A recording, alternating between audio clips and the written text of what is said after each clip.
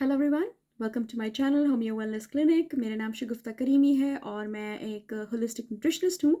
और आज मैं आपको थैंक यू बोलना चाहूँगी आपके कमेंट्स के लिए, आपके फीडबैक के लिए और आपकी रिक्वेस्ट के लिए। So thank you very much for that. और जो रिक्वेस्ट मुझे मिली हैं उनमें से एक रिक्वेस्ट के बारे में आज मैं बात करना चाहूँगी। जो टॉपिक मैंने चूज़ किया है उसका नाम है गट हेल्थ। जी, गट हेल्थ या स्टमक हेल्थ या उसको डाइजेस्टिव हेल्थ कह लें। नाउ गट हेल्थ का जो टॉपिक है वो बहुत वास्ट टॉपिक है, बहुत बहुत ही वसी टॉपिक है। तो इसको मैं ब्रेक डाउन करके इसको डिफरेंट पार्ट्स में मैं शेयर करना चाहूँगी। और जो फर्स्ट पार्ट में जिसके बारे में आज बात कर रही हूँ वो रिलेटेड है to stomach acid levels and stomach और लिवर की रिलेशनशिप।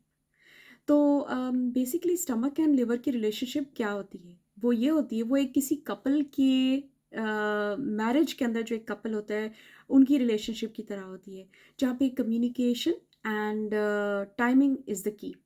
तो कैसे होता है ये? जो स्टमक है वो एक सिग्नल सेंड करता है ब्रेन को फॉर द लिवर कि I have produce this much acid, मैंने इतना एसिड प्रोड्यूस कर लिया है, तो प्लीज़ लेट लिवर नो। जब लिवर को ये मैसेज मिलता है तो लिवर उसके अकॉर्डिंगली बाइल एसिड्स रिलीज़ करता है, जो कि फैट्स को ब्रेक डाउन करके स्मॉल पार्टिकल्स में ब्रेक डाउन करने में हेल्प करते हैं या फिर उनको अल्कलाइज करने में हेल्प करते हैं ताकि वो एब्जॉर्ब हो सके हमारी बॉडी में। प्रॉब्लम कब शुरू होती है? जब ये दोनों की टाइमिंग ऑफ हो जाती है। जब टाइमिंग ऑफ होती है तो क्या होता है, हमारी बॉडी में ऑब्वियसली फैट्स, प्रोटीन्स, कार्बोहाइड्रेट्स की एब्जॉर्प्शन सारी इम्पेयर हो जाती है। और इस कॉन्सिक्वेंसेस में कॉन्सिक्वेंशली हमें बिंज ईटिंग करने का बहुत दिल चाह रहा होता है, या शुगर क्रेविंग्स बढ़ जाती हैं हमारी, या फिर हाइपोग्लाइसीमिया हो जाता है, जैसे शुगर लेवल्स बहुत ड्रॉप कर जाते हैं। तो ये चीज़ें टाइमिंग ऑफ होने की वजह से नज़र आ रही होती हैं। नाउ क्यों होता है ऐसे? ये क्या रीज़न है?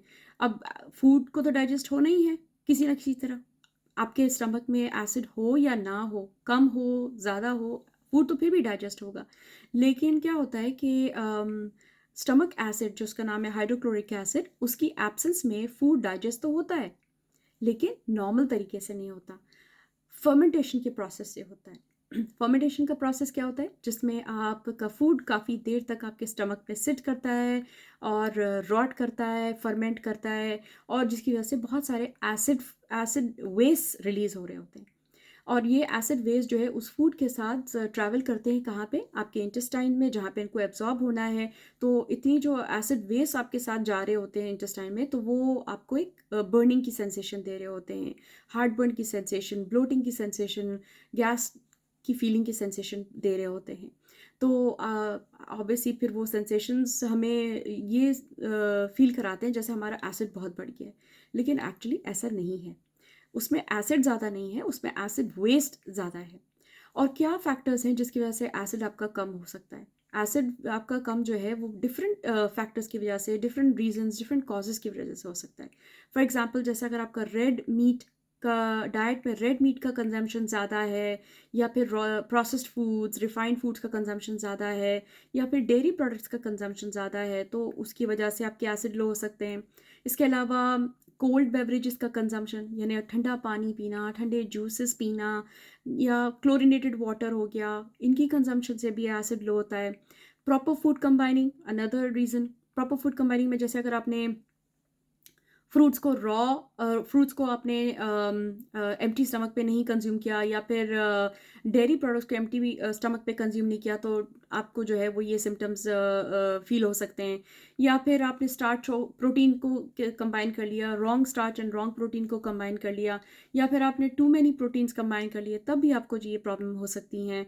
इसके अलावा डिहाइड्रेशन एक कॉज हो सकता है, या फिर माइक्रोवेव करना, फूड्स को माइक्रोवेव करने से उनका जो स्ट्रक्चर है वो डीनेचर हो जाता है फूड्स का, तो उसमें भी जो है वो एसिड लेवल लो हो जाता है। या फिर आप स्ट्रेस कह लें, स्ट्रेस की वजह से हो सकता है।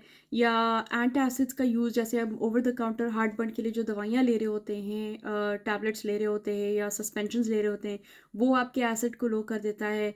या फिर सिंपली एजिंग, यानी आपकी जैसे एज बढ़ती है आपके बॉडी के अंदर जो सेल्स जिनको हम पेराइटल सेल्स कहते हैं वो एसिड प्रॉपर प्रोड्यूस नहीं कर सकते, तो वो डिप्लीट होना शुरू हो जाते हैं बेसिकली विद एज, तो वो उससे इनफ एसिड नहीं प्रोड्यूस होता और जिसकी वजह से हमारे स्टमक में हमेशा लो एसिड रहता है। तो ये सारे कॉजेज़ जो है वो रिस्पॉन्सिबल हो सकते हैं फॉर लो एसिड और poor absorption of proteins, carbohydrates and fats, और इवेंचुअली वो ये हार्टबर्न जैसे सिम्टम्स क्रिएट कर सकते हैं। सो तो नेक्स्ट टाइम आप लोगों को अगर कभी ऐसे ये सिम्टम्स फील होते हैं तो स्टॉप फॉर अ सेकेंड और आप अपने रूटीन को रिकॉल करें कि आप रूटीन में क्या कर रहे हैं, क्या फूड्स ले रहे हैं और क्या चीज़ें कर रहे हैं जिसकी वजह से आपका एसिड लेवल लो हो सकता है, and then treat it accordingly.